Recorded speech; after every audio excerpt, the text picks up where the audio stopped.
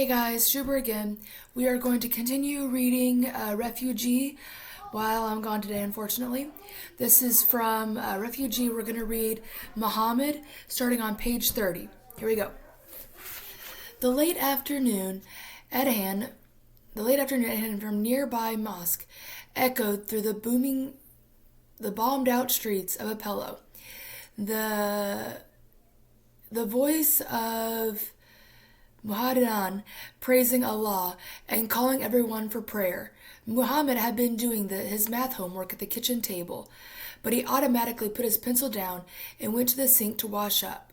The water wasn't working again, so he had to pour water over his hands using plastic jugs his mother had hauled from the neighborhood well. Across the room, Walid sat like a zombie in front of the television, watching Teenage Mutant Ninja Turtles cartoon rumble on in Syrian Arabic. Okay, so remember, Muhammad is from Apello, Syria. This is a very highly developed city. It'd be just like walking around at St. Louis or Kansas City downtown area. Very, very high developed city. Right now, this is back in 2015, so they are still getting bombed or attacked by other countries after a lot of the terrorist attacks. So even though his dad has a very well-paying job, he has a very solid lifestyle, because of all these attacks, he still doesn't have running water at home. Try and put yourself in that position. What would happen if at your home if water just no longer worked? And he's also Islamic, and so they pray at different times throughout the day. And before these prayers, they have to wash, I believe, their hands and their feet. So he's getting ready for that. Muhammad's mother came out of the bedroom where she had been folding clothes and turned off the TV. Time to pray, Walid. Get washed up. Muhammad's mother, Fatima Bashir, held her pink iPhone in one hand, and her free arm carried Muhammad's baby sister, Hannah. Fatima had long, dark hair she wore up on her head and her intense brown eyes. Today, she was wearing her usual around-the-house attire, jeans and a pink nurse's shirt she used to wear to work. So then again, now we know his mom's also educated. She was a nurse at a hospital before everything happened. She'd quit the hospital when Hannah was born, but not before the war had begun. Not before coming home every day with horror stories about the people she'd put back together. Not soldiers, regular people like you and me. Men with gunshot wounds, women with burns, children with missing limbs. She hadn't gone nearly chaotic like Walid, but at some point it had gotten bad enough that she just stopped talking about it. When she was finished washing up, Muhammad went to the corner living room and faced Mecca. So again, whenever you pray, you have to face towards the Mecca, towards their holy land. He rolled out two mats, one for him and one for Walid. Their mother would pray by herself in her bedroom. Muhammad began without Walid. He raised his hands to his ears and said, Allah ba'aka. Sorry, I'm not pronouncing that correctly. God is the greatest.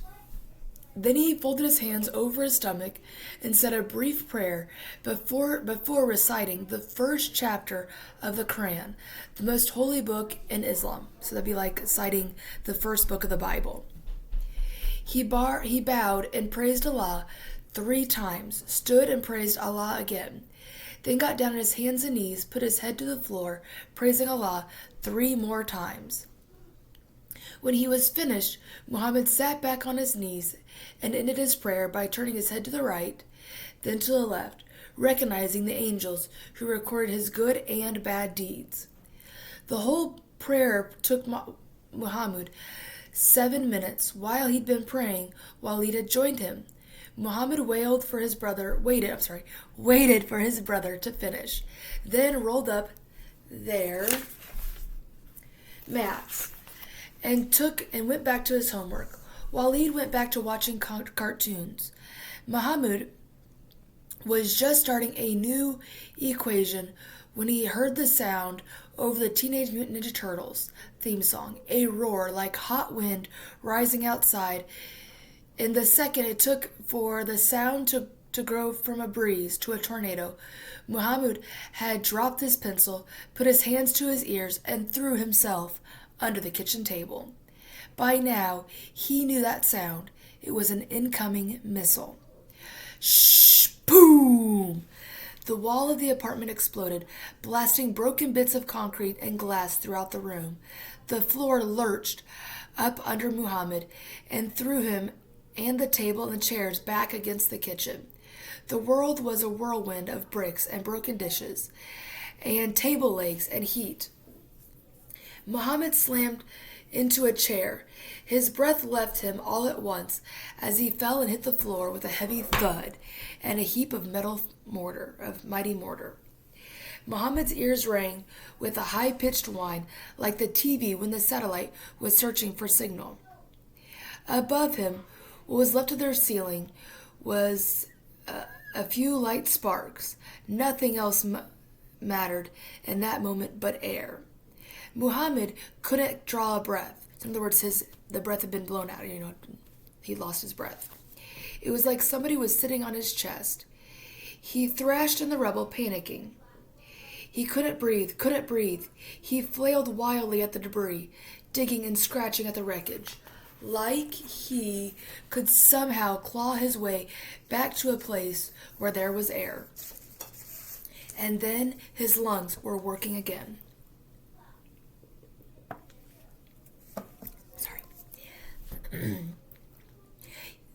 The air was full of dust, and it scratched and tore his throat as it went down, but Muhammad had never tasted anything so sweet.